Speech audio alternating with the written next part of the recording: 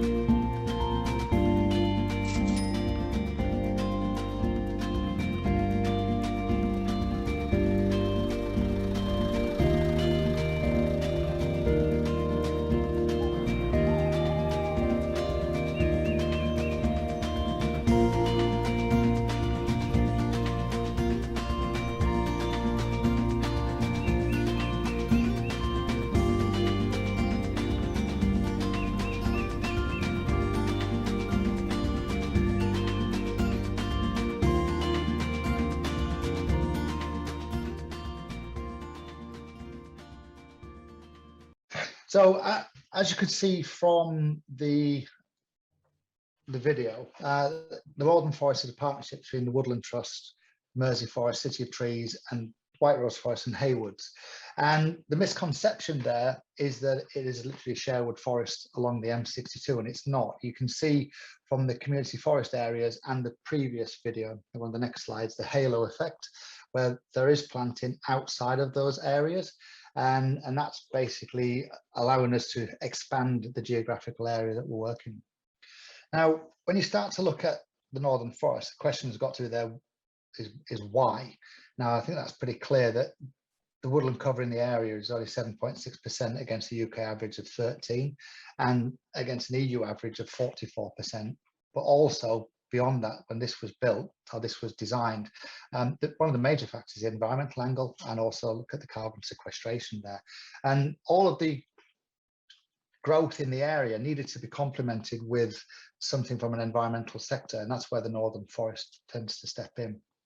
Now, when you look at this slide, there's a lot of benefits to the Northern Forest, and the first one at the top is 2.2 billion in gross value added. Now, that's an output approach on what the woodland brings in terms of social, environmental, and economic benefits, and that's fascinating. As we can see, it creates jobs, does a lot of different things. Major one that I like is the fact that we're certainly transforming the landscape. And when you start to look at this scenario, one of the things that we're realizing, especially after the lockdown, is that being outdoors makes people happier and healthier. And that is certainly true. One of the new phenomena that we're seeing that's come from Japan, and people are starting to realize, is forest bathing. And that, what a lot of people don't realize about being outside in the forest, is that the trees can emit phytoncides, and they literally can boost the immune system. So when you look at that, and then also it's been proven now that taking a walk in the forest or in a green space can reduce the stress hormone cortisol by 12.4%.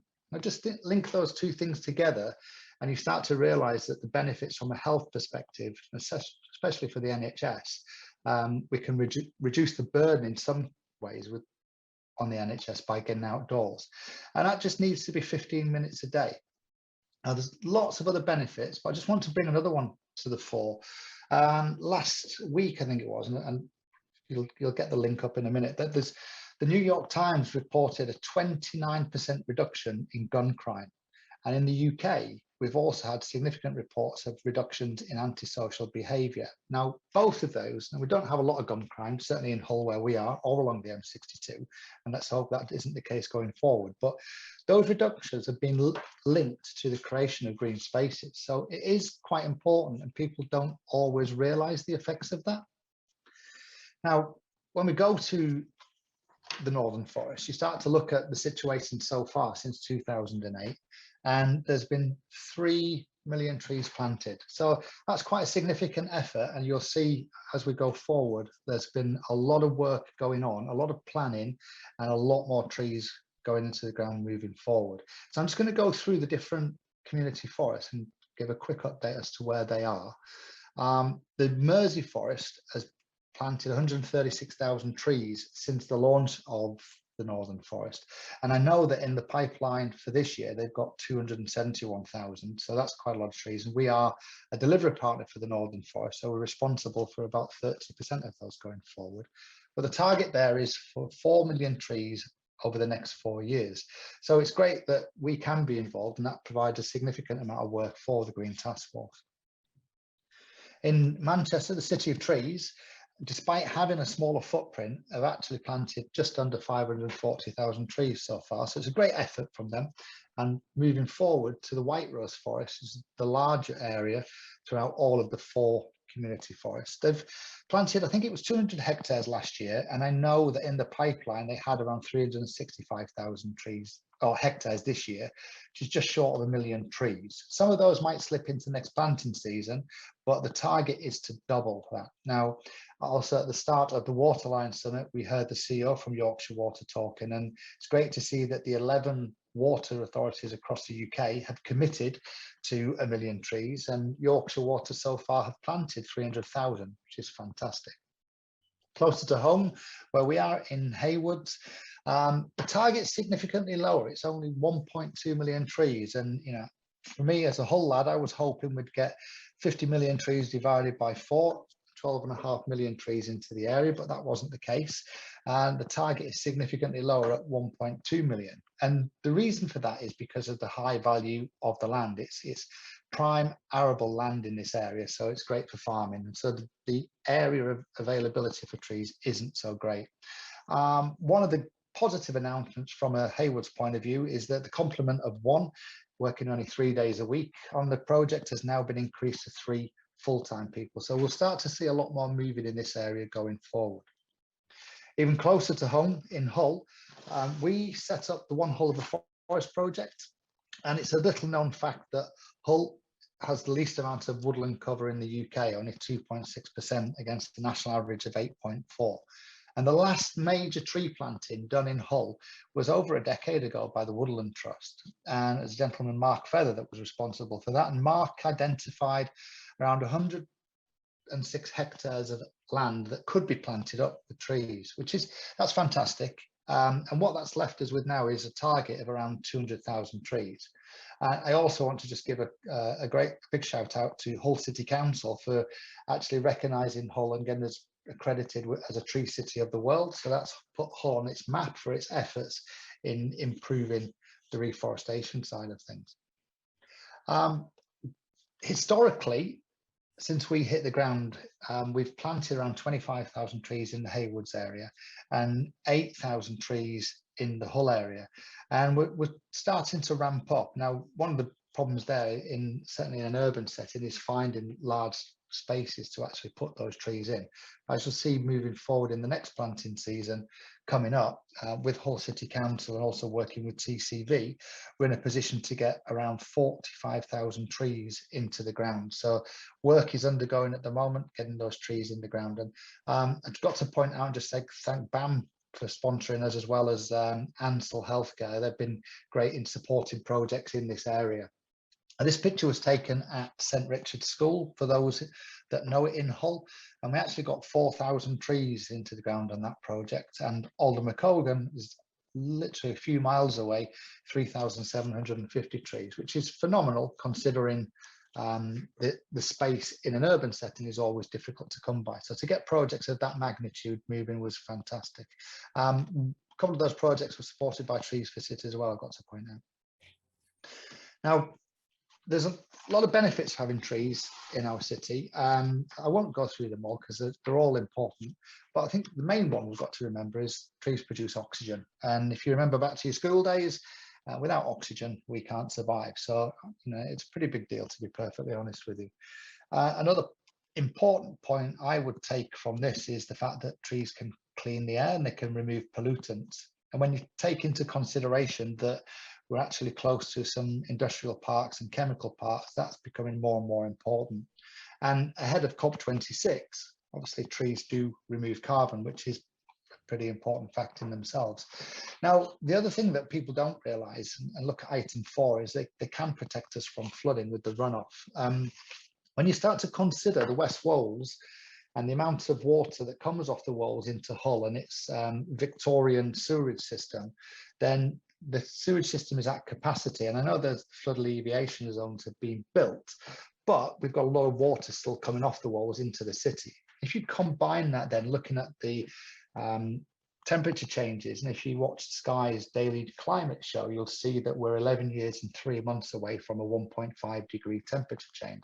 Then I think we've certainly got an issue if sea levels rise and the water off the Wolds is coming into the city. Hull, I don't think people realise, is 1.2 metres below sea level in some areas. So it's pretty important that we get this right. And in my opinion, and many others, the more trees we can get planted around the city would be beneficial. Now, we've been working with a lot of other communities and projects around the UK. So we're not just based along the M62 corridor. We've got some quite large projects coming up in Wales, a rewilding project of 40 acres and a couple of carbon forestry projects that are now coming to fruition. One of them is quite significant at 550 acres. And I mentioned that we were setting up in Scotland. We have a carbon forestry project that's under discussion there, 550 acres. And these, when you start to look at them and bed down, the significant work will go into them and get the trees in the ground and get them to a position of releasing or sequestering carbon under the Woodland Carbon Code. And you may have seen ahead of COP26 that the Clyde Community Forests are looking to plant 18 million trees over the next 10 years. So the Pat Foundation and Green Task Force are talking to the Clyde Community Forests on how we can support them. And we're also a delivery partner for the Mersey Forest, and as I said, they've got a target of 4 million trees over the next 4 years. So certainly with the team over in Warrington have got their work cut out. But what I want to do is link up and bring Brian into the fore here and start to talk about the other projects that we're doing and how we've worked with one of the local golf courses to get a project together. So what I'm going to do is hand you over to Brian, and hopefully he's listening intently, and I will control the slide deck going forward. I will, Brian, when I can get onto that one. There we go. Hi everybody. That was a fascinating introduction to what is a very, very interesting couple of organisations, the Green Task Force, the Planting End, and the Pat Foundation with its experience and its ambitions. I got lucky because 2 years ago I attended the conference at the summit and ambushed the end of session panels and made the point that I'd heard very little mention of trees during the sessions that were held. It was much more about carbon capture and all the rest of it. And the point I made then is trees are the most efficient carbon capture device in existence at the moment, and I'd like to see more about it. So little did I know that 2 years on, I would be addressing you with the Pat Foundation and Green Task Force about a project that we're bringing to life in Burstwick.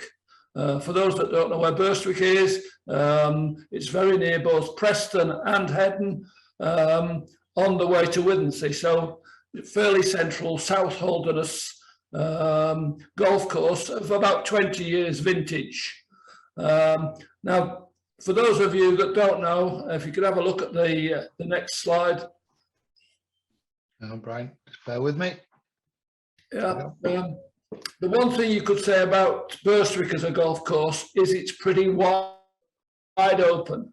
That it's converted farmland, and as you know, the farmlands of Holderness tend to have not too many trees nowadays and not too many hedgerows. And so when the wind blows, it's bracing at Burstwick, but there is plenty of room to improve the look and feel of that golf course by a bit of shelter around the edges. And that's where we came on to a project that we called the Lungs of Burstwick.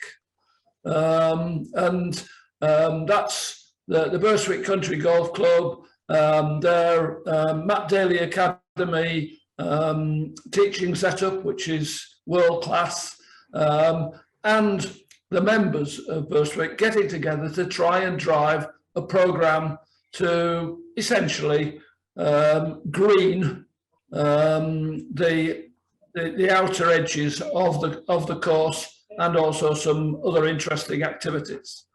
So why? Have a look at the next slide. Are we getting involved in it? Well, you know, all these things we've already touched on during today's session, both this morning and this afternoon. The soil erosion bit is probably quite relevant because silting up the watercourses increases the flooding, and so there's a big need. Certainly, I live in Brandsburton, to try and keep as much of the soil on the ground rather than flowing off and blocking up the dikes and the river. So the Lungs of Burstwick project basically is the members of Burstwick, the Key family and myself, doing our bit for climate change. And we had a plan to do that over 5-10 years. And then we came across the Pat Foundation, and with the team from Pat, we managed to bring forward what we were trying to achieve.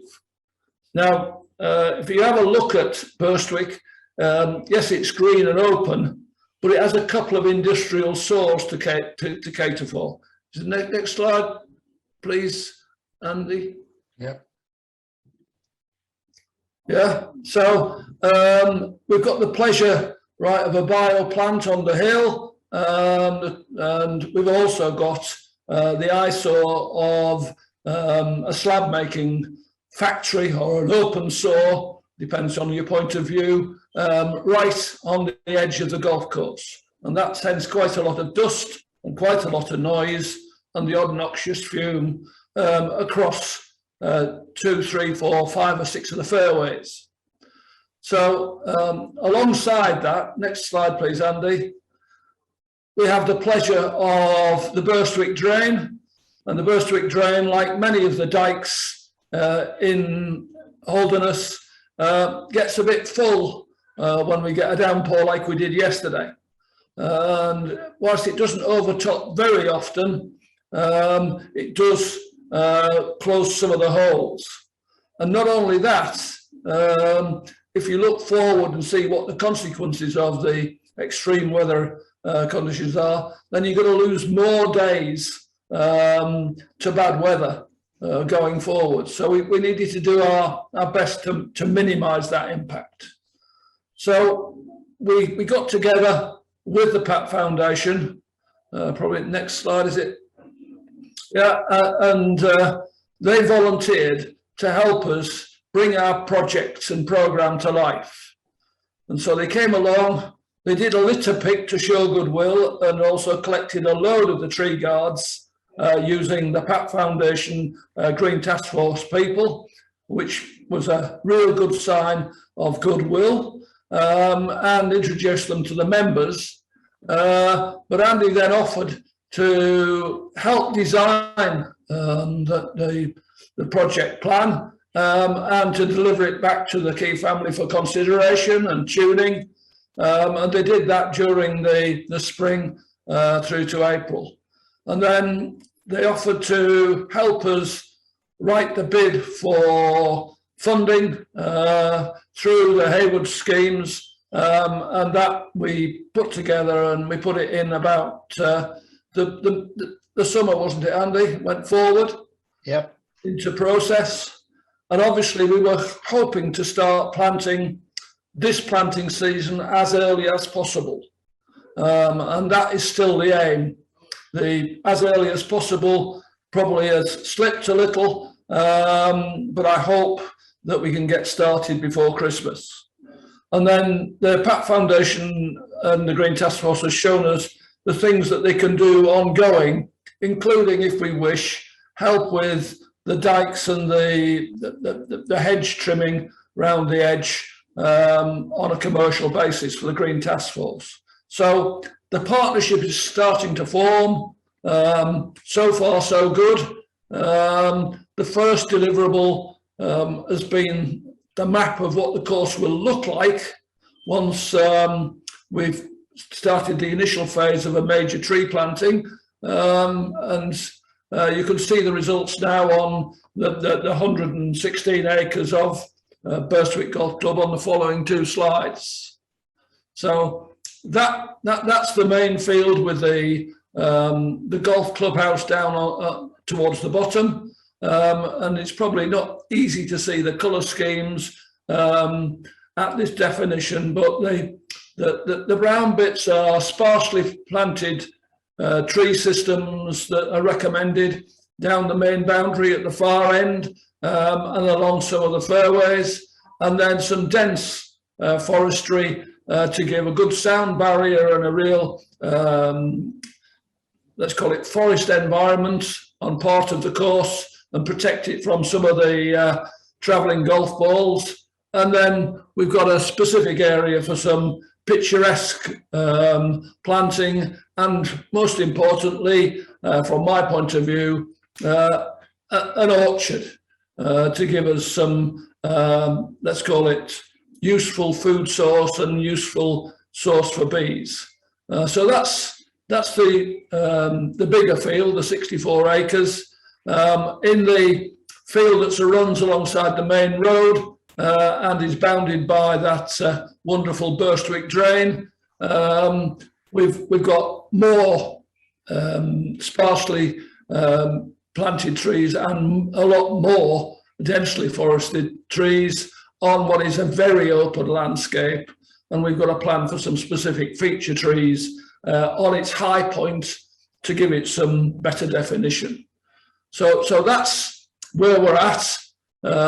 We've estimated that between 12 and 14,000 trees can be delivered in this first phase, as well as some wildlife areas that we want to bring to life as great habitats for all sorts of locally famous wildlife. So that's what we're doing. It's probably worthwhile saying that I hope at my antique age of 74 to see some of the trees grow to a reasonable level of cover before I pop my clogs. But I don't think that's the main aim. From my point of view, with some lovely grandchildren growing up in the East Riding, I want to take note and act on what they want. They want us to contribute to the climate crisis and the greening of East Yorkshire, both as individuals, as communities, and as businesses. And this fits all of those three. They'd rather we didn't talk a lot and act a little, but did the opposite. We got on with it, we did some acting and some referencing, and then we can do the talks about what we have delivered successfully. I'm sure there's many of you listening that have got the same sort of opportunities at the back of your mind, whether or not it's in a town council or a district area or even the odd village green or two.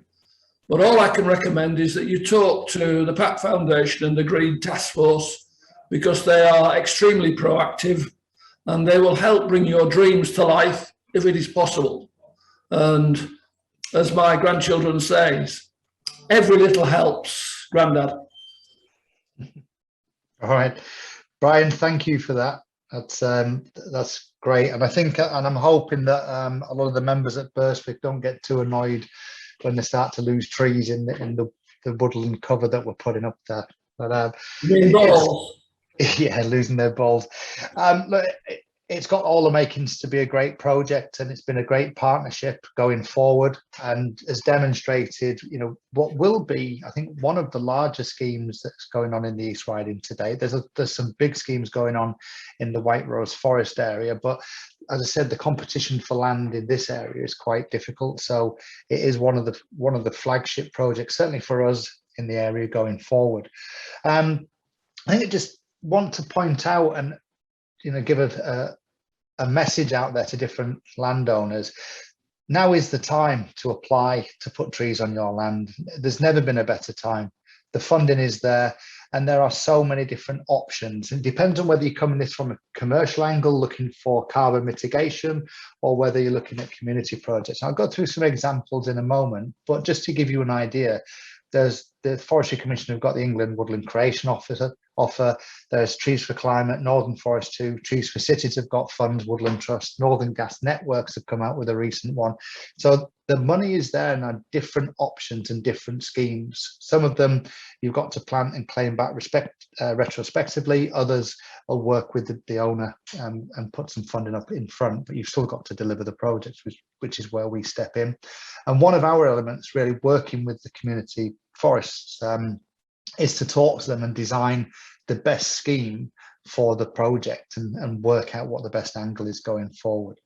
Now, as I mentioned, we're out there and we're looking to work with landowners. And you'll see this is one of the areas in Merseyside we're working on. We have a target of 15 hectares of woodland creation this year. So we're looking to talk to landowners in those different areas over on the other side of the Pennines, and just to try and get more people into the scheme. Now, there's lots of different designs and lots of different ways forward. And I've taken these from the landowners pack that the Mersey Forest put out, just to give some examples of how a design can come together and what that can be done. So this project was a small farm woodland, and it was habitat provision for wildlife and carbon capture. And the Mersey Forest had helped with the planning and design and the supply of trees and the labour. You can go into larger farm woodland areas. This is a 6-hectare project, and interesting to point out that you see tree protection on there, the tree shelters, but under certain cases there's funding for deer and rabbit fencing, which obviously there's a boom in the deer population at the moment, which the rabbits and the deer tends to like the trees, are they're a great source of food. So a lot of the work, if the trees are not protected, needs to be well, a lot of the work would go to waste if the trees were not protected. We've done a lot of work with schools, and I know certainly over in the Mersey Forest there's a lot of work going on with schools. That's an important factor, as Brian mentioned about his grandchildren, and I suppose my kids going forward, is they understand the elements around the environment, and it's great to get them hands-on. We've seen that firsthand over in Asia, getting kids growing the trees in the nursery and taking them out and planting them. And one of the aspects we've got is when we're in a school, we always bring alongside somebody who can do the environmental education scheme with us. So we've got teams that will focus on the tree planting, but we always section a piece off for the children to get involved and get their hands dirty, because quite honestly they'll go back in years to come and remember the trees that they planted at that school. Community woodland's a big part as well, and there's a lot of different areas that are being used, and getting community engagement is really important. So just giving you those different aspects. And then for the commercial side of things out there, there's a lot of companies we're talking to at the moment which are looking to mitigate their greenhouse gas emissions. And if it's done under the Woodland Carbon Code, you can retire those woodland carbon units.